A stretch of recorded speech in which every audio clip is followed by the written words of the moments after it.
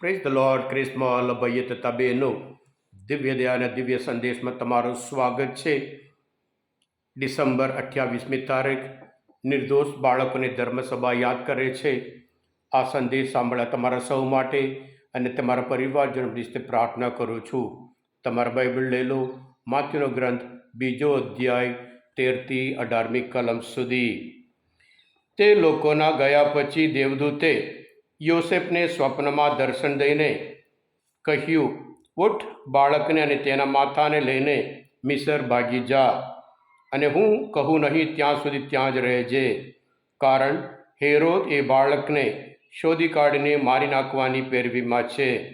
એટલે યોસેફ ઉઠ્યા અને બાળક અને તેના માતાને લઈને રાતોરાત મિસર ચાલ્યા ગયા અને હેરોદના મરણ સુધી ત્યાં જ રહ્યા. આ પણ પૈગંબર મુખે પ્રભુએ જે ભાક્યું હતું કે મેં મારા પુત્રને મિસરમાંથી બોલાવ્યો તે સાચું પાડવા માટે જ હતું. જ્યારે હેરોદે જોયું કે પંડિતો મને છેતરી ગયા છે, અને ત્યારે તેના રોષ એકદમ ભભૂકી ઉઠ્યો, અને તેણે પંડિતો પાસેથી જે સમય ખાતરીપૂર્વક જાણી લીધો હતો તેને આધારે બેથલેહેમ અને તેની આસપાસના પ્રદેશમાંના 2 વર્ષના અને તેથી નાના બધા છોકરાઓનો વધ કરવાનો હુકમ કર્યો. આમ યિર્મયાહ પૈગંબરનું વચન સાચું પડ્યું. રામામાં રોકડ અને વિલાપ સંભળાય છે. રાહેલ પોતાના બાળકો પાછળ રડે છે. કેમે કરી તે શાંત થતી નથી, કારણ તેના બાળકો રહ્યા નથી. આ પ્રભુની વાણી છે. તે આપણો આધાર છે. ક્રિસ્મલ ભાઈઓ બહેનો, માતા ધર્મસભા આજે આ નિર્દોષ બાળકોને યાદ કરે છે. આ નિર્દોષ બાળકો કોણ છે અને ધર્મસભા કેમ યાદ કરે છે અને એમના માટે તહેવાર રાખે છે? જ્યારે હેરોદને ખબર પડી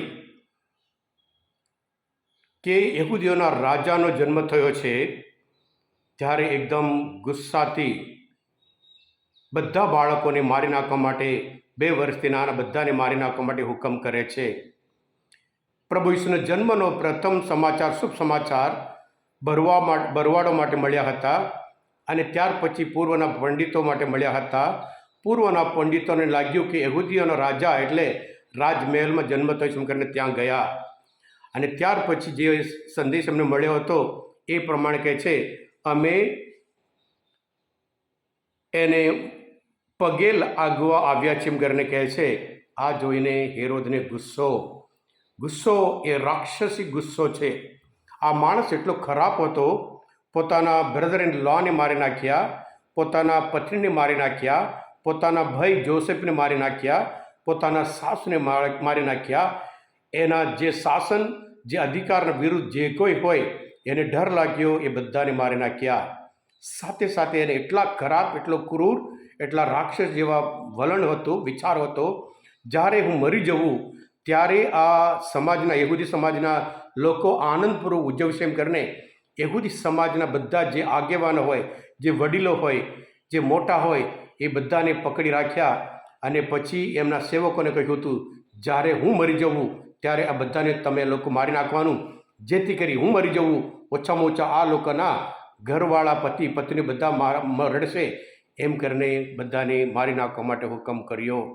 હા ક્રિસ્મવાલા ભાઈ હતા બહેનો, જેવી રીતે જૂના કરારમાં મોસેનો જન્મ થયો ત્યારે ફેરોનો હુકમ થયો, અને એવી જ રીતે આ બાળકો પ્રભુ ઈસુ માટે સંત થયા હતા. નિર્દોષ બાળકો, કોઈ ગુનો કર્યો નહોતો, છતાં પણ એમને મારી નાખવા માટે આવ્યા હતા.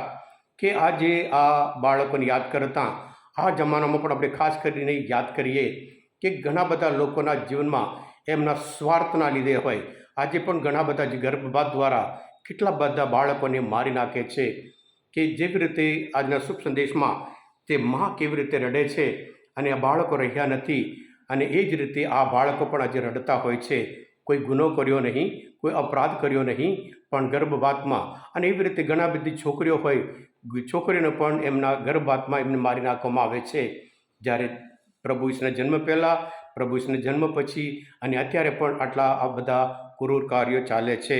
એટલે ખાસ કરીને આપણે તો આ બાળકોને યાદ કરીએ, એમના માટે પ્રાર્થના કરીએ અને સાથે સાથે આપણે ખાસ સંત યોહાનના પહેલા પત્રમાં પહેલો અધ્યાયમાં 7મી કલમમાં યોહાન કહે છે, ઈશ્વર જેમ પ્રકાશમાં છે તેમ આપણે પ્રકાશની માર્ગે ચાલતા હોઈએ તો આપણે એક જ જીવનના સહભાગી છીએ અને તેના પુત્ર ઈસુનું બલિદાન આપણા બધા પાપો ધોઈ નાખે છે એમ કરીને પ્રભુ ઈસુ ખ્રિસ્તના લોહી આપણે બધાને ધોઈ નાખે છે અને આપણે પ્રભુ ઈસુના જે હેતુ માટે આવ્યા હતા, આપણે જીવન પરપટે જીવન પ્રાપ્ત કરવા માટે અને પ્રભુ ઈસુના લોહી વડે આપણે એ શાશ્વત જીવન જરૂર પ્રાપ્ત કરી શકીએ.